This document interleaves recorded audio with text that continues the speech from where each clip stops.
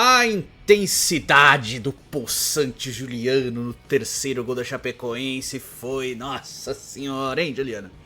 Eita, boquinha nervosa, hein, mano? Eita, aí, ó, apagou a língua rapidinho, meu parceiro.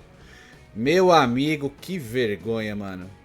Parabéns pra Chapecoense aí que conseguiu a vitória. Mereceu a vitória, merecia uma vitória elástica em cima do Santos, cara. Merecia uma vitória melhor do que a do Goiás contra o Santos. A Chapecoense acabou com o Santos no jogo, tá? Vou tirar pelo menos as partes boas, que tem parte boa, né? O gol do Otero, cara, o Otero não tem culpa no jogo, entrou até bem, tal, fez um belo gol, né, quando tava 3-1. O Souza foi muito bem no jogo, gente, muito bem. Ele salva um gol certo da Chapecoense, né? Acaba o gol da Chapecoense, primeira bola acaba até desviando dele, mas não tem culpa nenhuma, acho que é muito mais falha do Brazão ali, porque era defensável. O Souza faz o passe pro gol, o passe na medida pro gol do Guilherme, que abre o placar, inclusive. E depois ele dá um gol feito também pro William Bigode, que, sendo o William Bigode, diferente do último jogo, que foi totalmente fora da curva, voltando a ser o Bigode que a gente tá acostumado a ver com a camisa do Santos, perde o gol em vez de ter... Ele tinha duas opções de passe completamente livres para finalizar. O Wendel do lado direito, né? Aliás, do lado esquerdo dele, porque ele tava de costas pro gol, e o Guilherme do lado direito dele, né? E ele resolve virar... Ele tava de costas pro gol, marcado, e ele resolve finalizar sozinho, chutar a bola pra fora. Foi outro cruzamento do Souza na medida pro William Bigode, que ele enfiou no rabo, né? Uma chance clara de gol, que poderia ser 2-0 pro Santos. Então, parabéns aí. O Souza fez uma boa partida, tá? Quero elogiar o Souza, sim, porque se tem algo de positivo desse jogo, é o Souza. E eu acho que o Sandri também, de 5, foi bem, tá? O Sandri distribuindo os passes. O Schmidt de 8 não funcionou, cara. O Schmidt jogou mais à frente e ali eu não vejo os dois jogando muito bem juntos, né? Se o Sandri tá de 5, tem que ser outro cara. Tem que ser ou o Pituca ou o Rian, né? Que não vai pros jogos, né? Porque o banco tem que estar o Patrick no banco, né? Tem que estar o Alisson no banco e etc, né? Esses caras têm que estar no banco. Então, é isso aí, o trabalho do Carille, né? E a leitura de jogo do nosso treinador também, meu amigo. Que leitura de jogo burra, meu irmão. A Kalan, assim, ela comenta muito bem. E ela fala todo o jogo a mesma coisa. Transição lenta, sair de bola muito lenta. O time vai muito devagar, trocando os passes e tal. É muito previsível. É isso, cara. É isso. E, inclusive, eu aconselho o senhor Elia Júnior, que teve uma das falas mais imbecis dos últimos dias aí, querendo comparar a torcida do Santos à torcida do Corinthians, pedindo pra gente tomar aula com a torcida do Corinthians, porque a torcida do Corinthians apoia o time, e nesse caso a torcida do Corinthians estaria apoiando o Carille. Elia Júnior, primeiro que você não tem que comparar torcidas, porque estilos de torcida são diferentes. A torcida do Corinthians se identifica com um estilo, a do Santos com outro. Então você, no mínimo, com a estrada que você tem e com a ótima carreira que você tem que respeitar cada torcida do jeito que ela é. A torcida do Santos é exigente no nível de desempenho. A do Corinthians se contenta mais com a raça e dedicação. E tudo bem, são só estilos. Não tô recriminando um pra exaltar o outro. Mas você falar isso pra torcida do Santos é porque você não acompanhou nenhum jogo da Série B. Nenhum jogo. Você é simplesmente, Elia Júnior, um analista de tabela. Você olha pra tabela e fala, nossa, o Santos tá aqui em primeiro, tem que dar apoio pro técnico. Não, tá? Você não acompanha o Santos. Então não fale. Porque a sua dica foi estúpida, tá? Com todo respeito à sua profissão, ao trabalho que você desenvolveu ao longo dos anos, te assisto desde criança, mas você falou uma baita de uma merda sobre o Santos. Uma baita de uma merda. Eu acho que o mínimo que você devia fazer é pedir desculpa pela sua fala, porque foi grotesca e bizarra. Não precisava ter falado isso. Não era motivo de comparação nenhuma, e você tá querendo botar a culpa na única parte desse ano que não tem culpa nenhuma, que é o torcedor do Santos, cara. O torcedor do Santos é um herói. De verdade. Você colocar a culpa na torcida do Santos pela situação da crise que vive com o treinador é, no mínimo, idiotice. Eu acho que esse é o ponto principal, tá? Então, assim, pega a Kalan e dá uma olhada só nos comentários que ela faz acerca do time do Santos. Aí você vai entender, tá? Não é porque a Kalan jogou no Santos, inclusive jogou no Santos e no Corinthians, não é porque ela jogou no Santos, é porque ela observa, ela assiste, ela sabe o que ela tá falando. Então olha para os comentários dela e aí você talvez monte uma análise um pouco mais precisa. Porque a sua análise acerca de Carille no Santos é um completo achismo vazio. É o que o torcedor tem raiva porque ele sabe que essa pessoa não está assistindo os jogos do Santos. A torcida do Santos comprou o barulho desde o primeiro momento. O Carille destruiu. Tá? E não é esse jogo ou o último jogo, é o montante, como eu falei no último pós-jogo. O montante da situação. Tá certo? Então, por favor, Elia Júnior, antes de querer vomitar verdades, pelo menos entenda as verdades, né? Porque você baseou a sua verdade em cima de uma mentira, de uma falácia. Você deve ter visto só as falas do Carille para fazer o seu comentário. Seu comentário imbecil, tá? Então, tá falado aqui, eu acho que precisava ser dito, né? Aí vamos lá com relação ao Juliano. Pós-jogo da vitória do Santos, com um belíssimo gol do Juliano, outro belo gol do William Bigode e tal. Eu gravei antes da coletiva, assim como eu tô fazendo na data de hoje. Espero que o Carille seja demitido. Continuo com a mesma opinião de sempre. Não é por causa dessa derrota, é por causa do montante, né? Porque senão o Elia Júnior vai ver aqui e vai achar que eu tô falando por causa desse jogo. Demite o Carille por causa desse jogo. Não, é por causa do trabalho. O trabalho do Carille é pavoroso, horroroso. Ele não consegue dar consistência para um time. O Santos enfrentou hoje o 16º colocado da segunda divisão. E tomou um baile na força de vontade, que a gente não deve ter aprendido com o Corinthians para correr mais, né?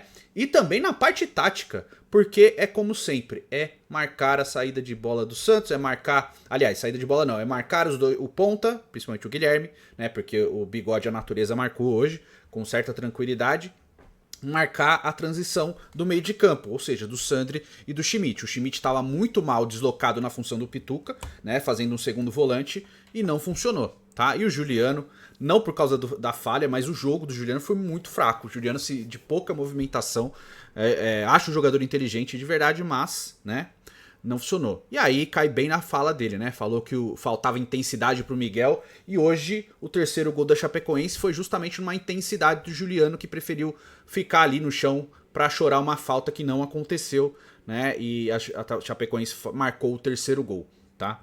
Mas, de novo, eu acho que além das críticas que devem ser feitas a Fábio Carille, porque sim, ele faz um trabalho pavoroso no Santos, apesar dos pesares. Hoje o resultado acho que cai muito no colo do Brazão, tá? O terceiro gol acho que foi um balde de água fria apenas, mas o Brazão falhou nos dois primeiros gols, né? O primeiro eu acho mais difícil porque foi uma bola mais em cima, mas mesmo assim tinha a condição de defender. O segundo gol da Chapecoense foi uma falha bizarra do Brazão, né? Ele estava até bem posicionado para espalmar a bola para lateral e ele dá um passo para trás e espalma a bola na trave e a Chapecoense aproveita e faz o gol. Mas assim, a Chapecoense teve um domínio, né? Principalmente no meio de campo, porque, de novo, né, o 4-2-4 do Carille, e o time extremamente sobrecarregado, deixa os dois volantes extremamente sobrecarregados o tempo inteiro, você cria mais volume dentro do meio de campo, você consegue dominar completamente o time do Santos, né, e aí a defesa sofre muito. Apesar disso, a partida do Jair principalmente foi muito mal, o Jair não foi bem hoje, acho que foi a pior partida do Jair desde que ele passou a ser titular do Santos, tá? O Jair não foi nada bem na partida de hoje, estava muito inseguro na saída de bola também. Então a gente tem que ser justo, tá? Gosto muito dele, eu acho que tem um futuro maravilhoso pela frente, vislumbra esse jogador no primeiro nível do futebol, mas hoje fez uma partida ruim. E é o que a gente fala, oscilação faz parte. Quando a gente criticou, quando teve os primeiros erros do Brazão, a gente falou, pô, não dá pra criticar o Brazão porque ele estava muito bem. Ele falhou nesse jogo, mas já estamos no terceiro jogo de falhas do Brazão. Então já é um negócio de sinal amarelo, tem que ficar esperto. Por que essas falhas estão acontecendo? Tá acontecendo algum pormenor com o Brazão fora do futebol? Ele tá passando por alguma situação que complica? A posição de goleiro, ela é muito fundamental no jogo. Então qualquer falha do goleiro, ela pesa muito contra, né? Então se ele estiver passando por algum problema, o Santos tem que tomar cuidado e cuidar e zelar pela saúde dele, né? Eu tô só supondo, eu não tô afirmando nada. Né? Às vezes pode só acontecer e é um momento de oscilação, não tá bem. Mas o time tem que compensar. Embora o goleiro seja uma posição vital. Se a bola vai no gol e o goleiro não tá bem, acaba complicando. E o Brazão não está num bom momento, tá? Então, a gente pega por elogios, principalmente o Souza. Eu acho que o Souza é o grande cara do jogo pro Santos, assim, de fazer um elogio. Olha, ele jogou bem. O Souza eu acho que dá pra citar alguns outros. O Luan Pérez ficou sobrecarregado pelo mau jogo do Jair, né? O Sherman fez um primeiro tempo razoavelmente bom, o segundo já caiu bastante, mas mesmo assim não teria tirado pra colocar o Rainer. Quando entra o Rainer lá e o Bagrintana junto, aí complica, né? A combinação que nunca funcionou, não funcionou novamente na data de hoje. E o jogo termina num momento maravilhoso, com uma furada homérica do senhor La Quintana. A bola vem, ele não consegue finalizar, a bola passa por ele, né? Do jeito que ele chuta só o vento mesmo e acaba o jogo. Foi isso. Esse foi o último lance do jogo. Ele é uma chance clara, né? A bola vem, se ele consegue finalizar, ele podia ter feito o gol. Mas ele furou, né? Então esse é o La Quintana, um jogador fraquíssimo, fraquíssimo, muito fraco mesmo, tá bom? Pior que o Pedrinho. O Pedrinho não vai jogar mais porque se ele completar o número de jogos, o Santos tem que pagar não sei quantos mil euros lá pro Lokomotiv Moscou, que é o time dono do passe dele. Espero que ele volte pra lá e nunca mais pise no Santos também. Jogador fraquíssimo, horroroso, muito fraco mesmo o Pedrinho, mas o La Quintana é pior do que ele, tá? E aí a gente vai pra leitura de jogo do nosso treinador, né? Porque, cara, quando o cara ele põe o Furt e ele tira o Wendel, principalmente o Wendel, ele acaba com o time, cara. Porque o Wendel, cara, era um momento do jogo que o Santos precisava de movimentação entre o Furt pra ser um escorador de um time que não tava cruzando bolas na área. Porque o Santos não tava conseguindo fazer muitos cruzamentos. Tava chegando um pouco antes, principalmente com o Souza e com o Guilherme do lado esquerdo, tá? Chegava, porque assim, o Bigode do lado direito, ele funcionou no último jogo. Nesse jogo ele não funcionou nada. E aí ele sobrecarrega o Sherman. Você precisava de um cara do lado direito com um pouco mais de iniciativa. E aí, cara, por isso que a gente fica desesperado. Se o Miguel voltar pro Santos e não for titular no próximo jogo contra o Ceará na Vila, vai ser um escárnio. Aí o cara vai mal, vai falar, pô, tá vendo? Não deu certo. Mas é aquela coisa, ele precisa de sequência. A sequência já deveria ter acontecido há muito tempo, tá? O Miguel, assim, urge por uma chance jogando, né? Minutagem. A gente pedia minutagem, agora é titularidade, né? Tamanha a ruindade dos pontas do Santos, né? E da oscilação, principalmente do Otero, que eu acho que é o melhorzinho. Mas mesmo assim oscila demais, tá? Então o Otero pode ser uma alternativa, não uma solução. O Miguel já enxerga como uma solução, ainda mais pra esse time, tá certo? Mas a leitura de jogo do Carille é péssima, porque ele mesmo mexe de uma maneira que ele prejudica o andamento do time dele, cara. Que ele bota o Otero, que entra bem, né? O Otero entra bem, mas ele bota o Otero junto com o Furt, e o Furt não consegue fazer nada. O Furt não consegue fazer nada. O Furt não conseguiu dominar uma bola, o Furt conseguiu ganhar uma de cabeça. Então assim, você vê que às vezes a idade chega para alguns jogadores, né? E talvez pro Furt ela tenha chegado. Um jovem, né? 34 anos, mas tem cara que não consegue depois de certa idade. Eu lembro muito do Renatinho, quando ele já estava em fase final de carreira, que ele não conseguia mais jogar. Do Elano, depois de uma certa idade, não consegue. O Elano já foi com 33 para 34 anos, o Renato já com 38. Mas ela chega, ela pega algum jogador e não consegue. Talvez o Furt esteja nesse momento, porque o Furt, principalmente no primeiro semestre, que já não estava muito bem, comparado a esse, assim, é uma nulidade esse Furt de agora. Ele não consegue andar em campo direito, cara.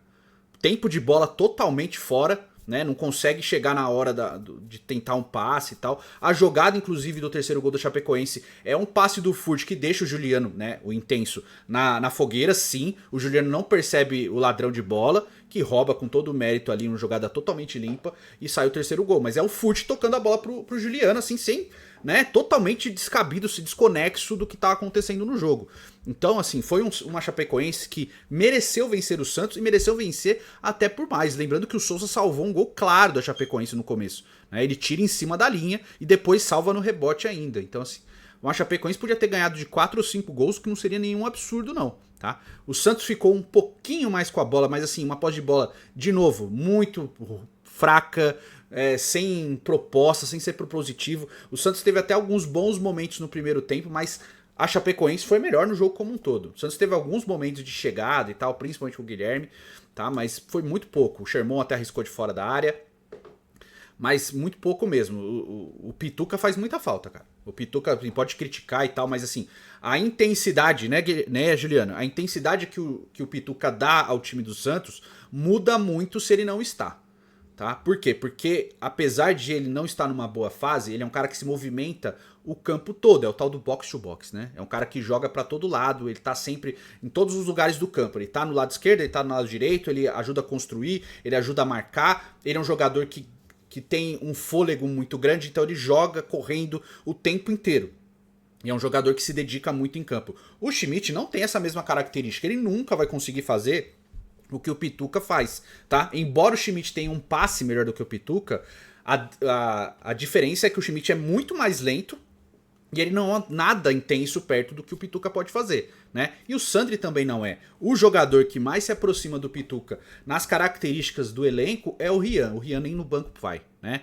E talvez hoje, né, segundo o Carille, que o Patrick é o jogador para a função do Pituca, o Patrick podia ter pisado em campo. Mas, mais uma vez, um dos maiores salários do elenco do Santos não pisou em campo, porque, né, tem que proteger o nosso menino, né? E o cuidado que o Carille tem com o Patrick, assim, é louvável. É uma das coisas mais bonitas e singelas que eu já vi na história do futebol, né? O cuidado que ele não tem com o Miguel, ele tem de sobra com o Patrick, né? É um menino que precisa de muitos cuidados, né? Não consegue ficar em forma, não consegue correr, não consegue andar, né? Não consegue ficar em pé, mas o Carille leva ele para todos os jogos, ele viaja, ele curte as viagens, ele aproveita, né? Almoça, deve fazer muitas coisas legais, né? Sendo jogador do Santos, recebendo o montante que ele recebe sem precisar jogar, né? Enquanto isso, gente precisando de espaço, que é o caso do Rian e do Miguel, que volta agora da data FIFA, né?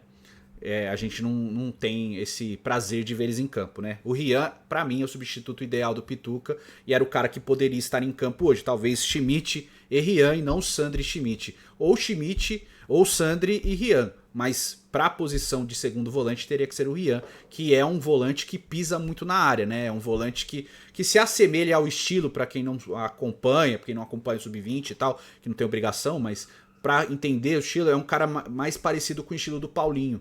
Tá? O Paulinho é aquele cara, aquele volante que sempre pisou na área. O Rian tem características parecidas, tá? Então eu acho que era esse tipo de jogo. Mas enfim, né? Isso aqui é só um leigo falando que não manja de bola, quem manja é o Carille. E a gente tá aí vendo isso aí. O Santos pode perder a liderança porque o Sport ainda está jogando, tá empatando o seu jogo, mas pode vir a ser o líder do campeonato.